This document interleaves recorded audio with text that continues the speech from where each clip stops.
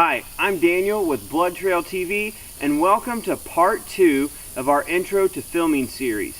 In this episode, I'm going to cover how to set up for a solo self-filming hunt in a ground blind and in a tree stand. We're going to start with the tree stand setup, so let's get started. Okay, so first of all, I want to cover equipment that you'll need to do a self-filming operation in the woods. The first piece of equipment that you're gonna need besides a camera is a camera arm. This is the camera arm right here that I run, and in episode 3 I'll go over equipment and brand and cost and all of that fun stuff, so stay tuned for that. First up is just your main camera setup that you're gonna try and film game with, and I'm gonna go over the setup with you of how I've figured out to set up and what works best for me. With any type of filming that you do, I will encourage you to experiment. You can never do enough experimenting to figure out what works best for you. I know what works best for me, and it will probably work for the majority of you, but that's not always the case. So when you get started, ready to film, go do practice runs in your tree stand setup. Figure out again what works best for you and what you're comfortable doing. The setup that I'm running, how I've got my tree stand laid out, how I've got my arm set up, where my bow is what is comfortable for me and what works best, and I'm going to explain to you why it works so good. So number one, my tree stand setup. So if this were the tree that I was going to hunt out of, okay, I've got it set up facing this way, all right? So I'm anticipating that game are going to come from my left, my right, or straight in front of me. I always anticipate that. It doesn't always happen. Sometimes they come from behind me, but I'm setting myself up hoping that deer will come from the left or the right or in front of me.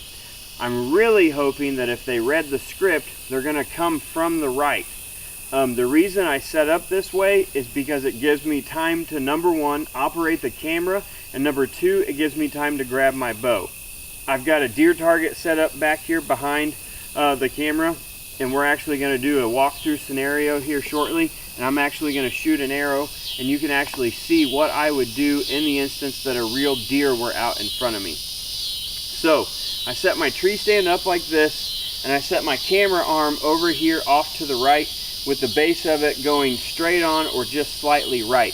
This allows me to operate the camera, and it also allows me to operate my bow at the same time. And with it sitting like this, any of the time that I shoot, the bow and the camera should never cross or interfere with each other, so that it doesn't mess up your shot if you've got the opportunity of a lifetime in front of you at a big buck.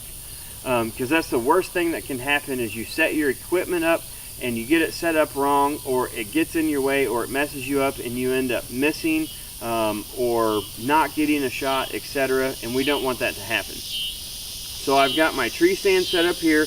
I've got my arm set up this way. Now the height of the arm that you want to do is going to be about somewhere it's comfortable to run it from sitting down and standing up. So this setup right here, right now, if a deer were to walk up, I can run this setup sitting down and I don't have to move. As you can see, I move the camera. My body is hardly moving. It's just my upper body that's rotating, and it's very minimal. And that's what you're after when you're self-filming. You don't want to try and make as much movement as you can, or you want to minimize your movement. So as you can see, I can run this camera sitting down or standing up. I prefer to run my camera standing up. If by chance a deer comes through and it's a deer I'm not going to shoot, I will do my absolute best to film it sitting down, for the fact that I'm trying to conceal my movement. I can sit here and film clear across my body and not hardly move because I'm watching the view screen. I can come clear over here and still not move a whole lot, to where I don't educate the deer to where I'm at or what I'm doing, and where I scare them. If and when the opportunity presents itself to stand up, that's what I prefer, because I'm more comfortable standing up shooting and running the camera. So when I said earlier that I hope that deer will come from the right, It's because if I see them coming from the right, I can turn on my camera, and the camera equipment and my body conceals the movement of me reaching around and grabbing my bow and getting it set up to where I can get ready to take a shot. What I typically do, if I'm given the opportunity, is I will try and get as much film of the deer first as I can before I even pick up my bow. But this setup, like this, will allow you to run your camera and hold your bow at the same time if and when that's necessary. Now again, keep in mind, the setup that I'm going for right now is intended for a right-handed shooter. A left-handed shooter is going to do the complete opposite. Alright, so I see a deer coming over from my right, so I'm going to stand up just like this. I get my camera turned on, and then with my seat, most tree stands today in hang-ons and climbers, and even some ladder stands, your seat will fold up. That's one of the best things that you can ask for in a tree stand.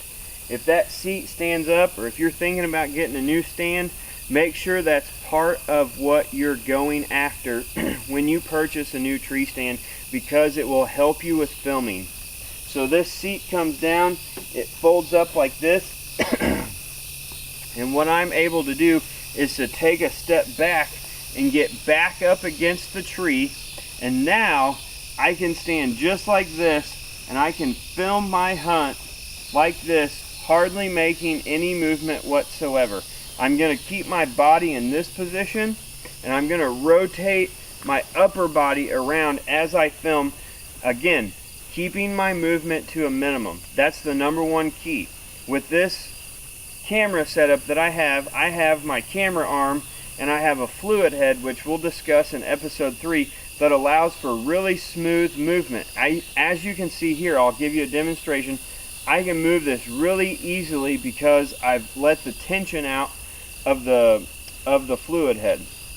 And if I tighten it, you can see I can't move it, but whenever I undo this screw, it allows me for very fluid movement. So I'm able to stand here, and I'm able to I can bring this out just enough to where I keep my arms tight to my body, and again, I'm concealing my movement. And I can sit here and I can come clear across here just like this. What I'm going to do now is actually film this so you can actually see what this looks like. Alright, so if I were filming, and I'm filming a panning shot from right to left, okay, it would look like this. And again, I'm able to rotate without hardly any movement whatsoever. Now what I try to do in this situation, okay, is, so let's go back here and do this. So I'll get zoomed in on the deer as best as possible. So this deer's coming across, right, okay?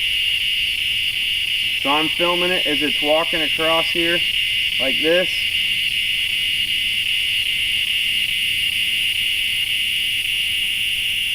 And I've got it set, and I'm letting it record, and it's ready to go. Okay, so I'm filming the deer, it's ready to go.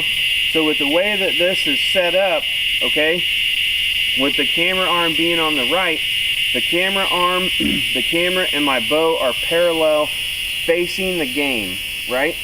So I'm able, there's absolutely no obstruction back here in this area to mess up my shot. So I'm able to get here and draw my bow. The camera's running just like this. Okay? And I'm able to make the shot without interfering my bow and camera together. I shouldn't ever have them interfered if you set your camera up this way because it allows you to rotate together with the bow. Same scenario, okay? So if I have a deer that stops over here in the right, I can push my camera arm over here, okay? And I'm able to turn, and again, the camera and the bow are close together. They're parallel with where we're shooting towards, but they're not in my way. Again, deer gets all the way over to my left or comes over from my left. I'm able to bring my camera arm clear over here, and I can shoot out the front of my tree stand. And again, here at full draw, just like this, the camera and the bow are not interfering with each other, and so you're able to capture your hunt on video, get it filmed, and not mess up your hunt. And again, this takes a lot of practice. I can tell you it took me forever to get the hang of it. I can't tell you how many deer hunts I screwed up learning to film and hunt. It's gonna happen. It happens to the pros all the time. It's just a part of filming and hunting. It's something that's extremely complicated. It's something that's extremely hard to do, but it is so rewarding when you capture that first kill of yours on video. It's exciting, it's fun, and I can tell you personally, this is my passion right here. This is what I love to do. This is my #1 thing that I love doing, filming and hunting and capturing that hunt so that I can share it with you guys on YouTube and share it with my friends and my family. So this is Tree Stand Setup 101. If there's anything that I missed or anything that I didn't cover, or if you have any questions, please get a hold of us on Facebook and we will do our absolute best to help you and answer your questions about filming.